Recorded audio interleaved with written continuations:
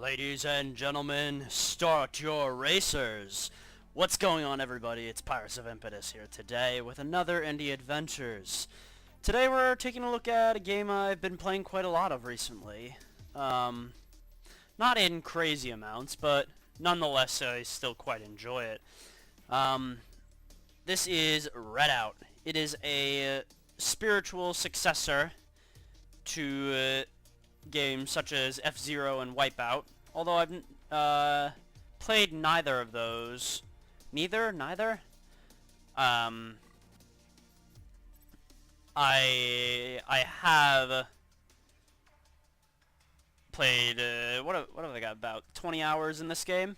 I quite enjoy it a lot. It's good fun. It doesn't require a whole lot of attention paying. But we're kind of going to hop right into it. There's no sense kind of just dawdling around it. This is actually the second time I'm recording this video. The first time I did, none of the vocal track recorded. So that was fun. Essentially, I lost about half an hour of footage. So I'm pretty much going to do it again today. It's not the first time I've forgotten to actually record my voice, because I did that once when I was doing the Mario Kart Dolphin Diving series, you'll remember. 3, 2. So let's get started. What I am doing is I'm going to showcase my two favorite tracks in this game. I say my two favorite tracks. I'm referring to the fact that I'm going to be playing on my two favorite areas. Redout features 5 playable game areas. That guy went clean over the jump. Those 5 areas range from Cairo, Alaska, Abruzzo, this volcano, and recently, through an update, 34 Big Things added a new area, Europa, as in Jupiter's moon, which is pretty cool.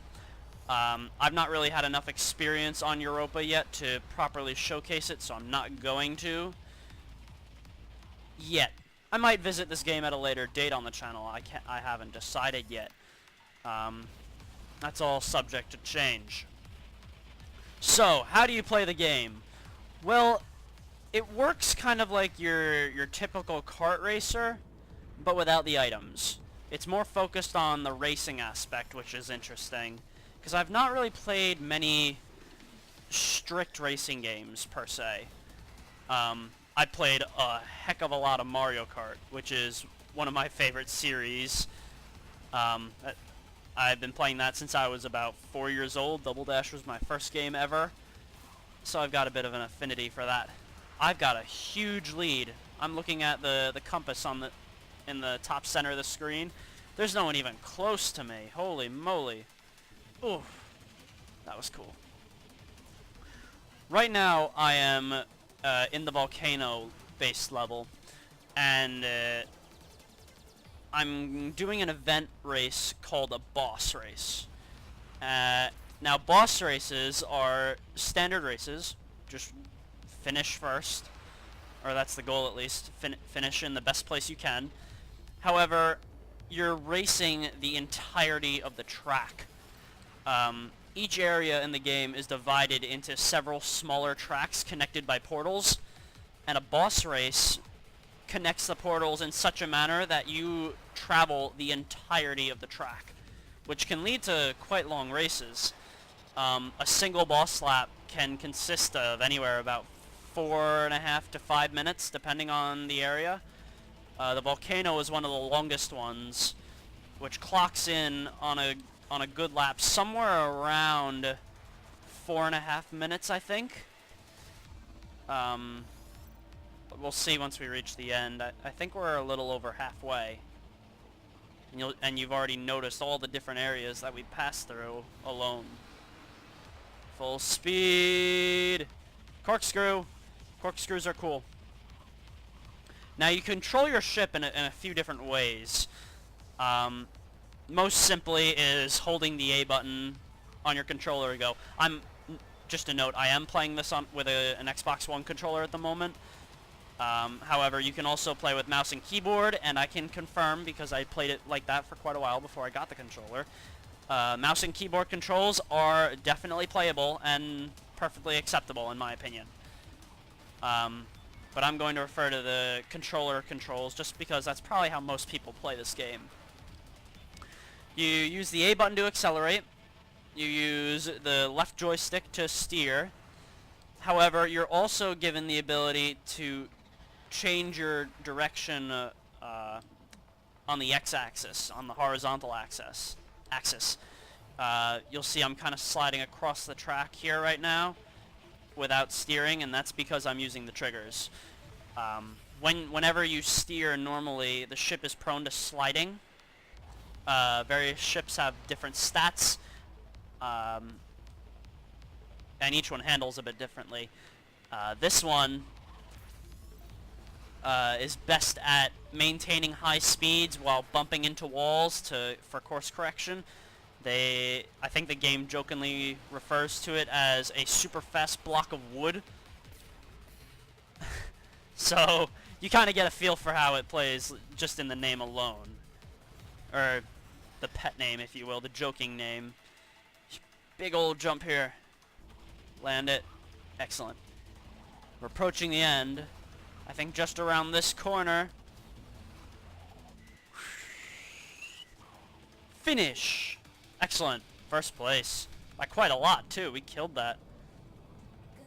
So, that was the volcano area, which is quite cool. So yeah, you can shift your ship, your vehicle, your method of extreme racing in a couple different ways. A minor... Wow, look how far ahead I am of some of these people. Over almost 30 seconds. That's pretty crazy. Wow, I crushed that. Eh.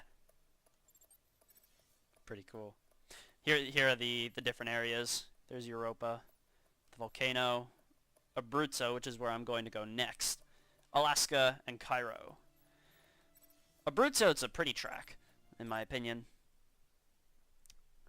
So, what else have I to say about this game, other than it's very fun to play, and more people should, because no one really does, if I'm going to be honest.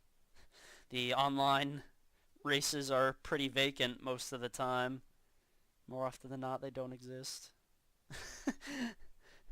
So if more people will play this game, hey, I'd be more than happy to play with you. 2, 1, Go!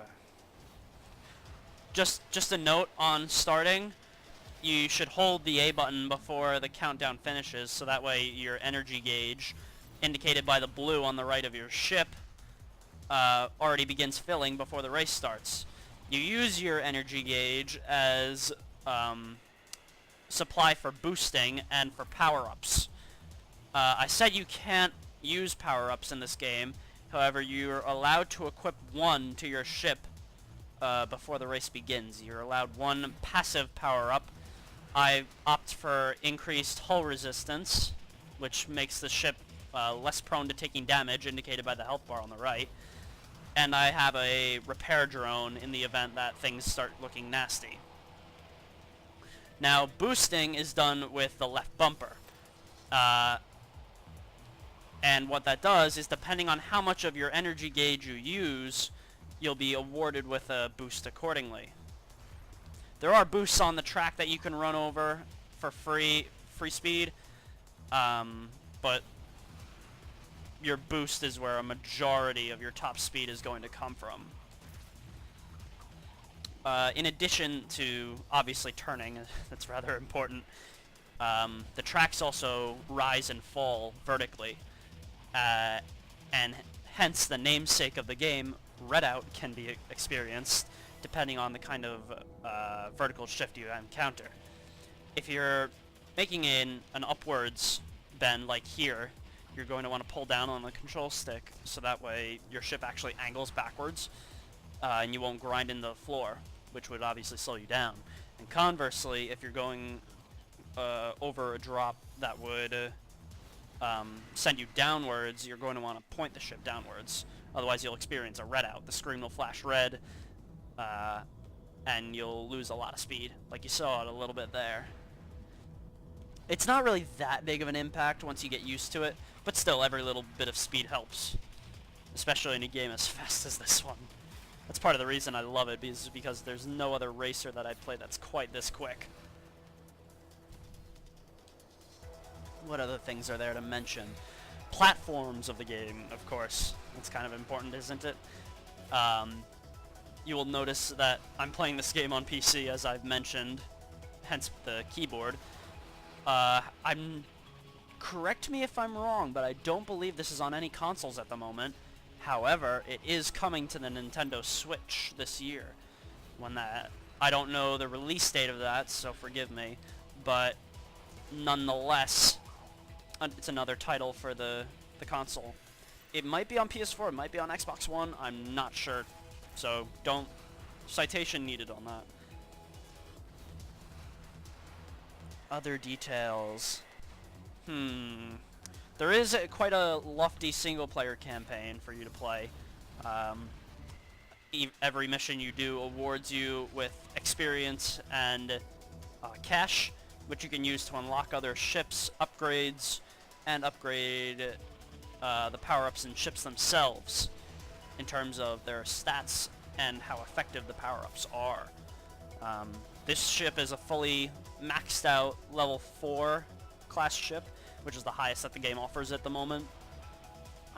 It's tough in a game like this to incorporate higher and higher speeds beyond the max because the tracks weren't really designed for much higher. So I'm not sure how that would play out if one day 34 decided to introduce like class 5 ships. That would be pretty cool though.